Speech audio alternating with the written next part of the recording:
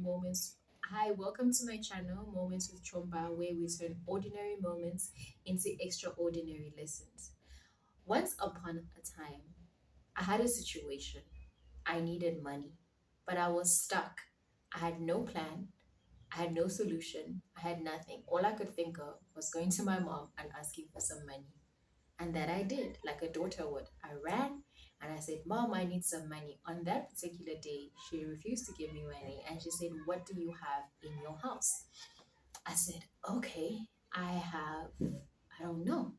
I came back and I started looking around the house and I thought to myself, What could I possibly have in this house that she's talking about? And I later found out that I had fabrics that I hadn't used and was intending on using. And those fabrics would be my answer because I could turn those into products and sell them to people and get what? Get my money. You could have a different problem right now, but there's obviously a solution for you. And that solution, trust me, is in your midst and it's in your house. So when I started reading through scripture, I stumbled across 2 Kings 4, and I'm like, oh, Mama was right. So I stumbled across 2 Kings 4, and that's where this lady with the oil appears. She only has a little bit of olive oil. So now let me tell you, this lady is desperate. She, her children, she's in debt. Her children are about to be taken away from her. Her husband is no more. He's passed away, and he left them in debt. Her children are about to be taken away. She has no money. She has no answer. She's distraught. She's in despair. But you know how God works. Elisha was in her midst. Who was Elisha? Someone she could talk to and be like, hey, this is what I'm going through. Are you able to assist me? And lucky for her, he was able to assist her. He had a plan. And that's how God is. God always has a plan to take us out of the situations that we are in. We may not feel like it, we may not see it, we may not think it, but He has a plan. He doesn't intend for us to be stuck in one position. We just have to go and seek Him. And sometimes these answers may come from people around you. Sometimes they can come directly from God through ideas, through revelation, whatever it is, you know? So, anyway, for this lady, it was through Elisha. Elisha is like to her, What do you have in your house? And she says to him, I've got a small jug of oil. And he says, Mama, that is enough. A jug of oil is sufficient to sort out this problem that we have. And I think to myself, how can a jug of oil sort out her problems? Anyway, it moves on.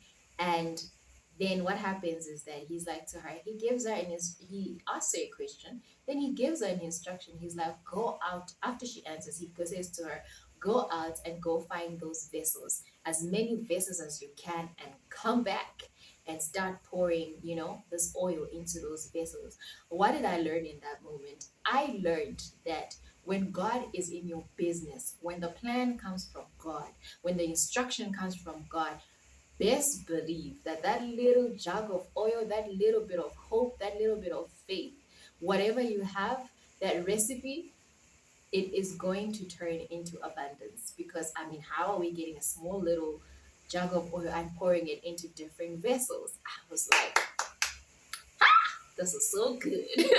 Anyway, so he tells her, pour this into into other vessels and get as many vessels as you can. So she had to get up now. She couldn't just be like, oh, I heard the instruction. He said we must get vessels I don't have. No, she went to her neighbors' houses. She went around the community and she got those vessels and she came back home. And the next instruction was what? Close the door and start pouring these vessels.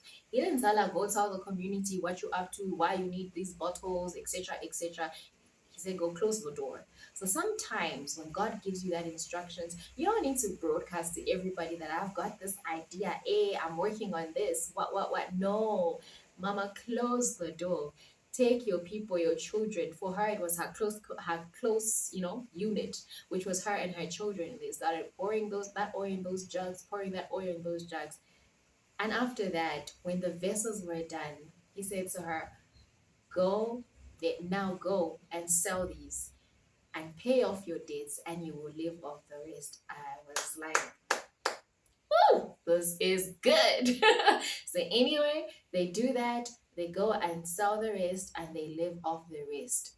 So in this scripture was so good, and every time I get stuck, I'm like, I need a formula from God, and I need an instruction from God, you know. And I go back and I always read this scripture, and it always, every single time, it has so much power. Every single time I learn a new lesson. So if you are feeling hopeless, if you're feeling desperate, if you are feeling like there is nothing that you can do, I promise you the answer is in your house.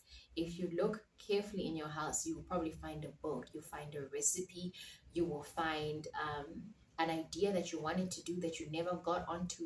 Just remember that whatever it is, no matter how small it is, if you just start, God will supernaturally bless it and it will multiply, and your needs will be taken care of, your debts will be paid off. And yeah, I am trying to apply the scripture in my life every now and again. And every time I read it, I just see so much power. And I hope when you read this and you hear this story, you are encouraged, and you will go into your house and find out what you have. You will look within yourself and find out what you have, and you will get up so that God can multiply your seed. Anywho, bye. Remember, you don't have to be stuck. There is an answer. Go to Kings 4, read it, and let's find out what is in your house. And then we come back and see if the Lord did not answer you. Anywho, bye. Bye, guys. Bye. Mwah.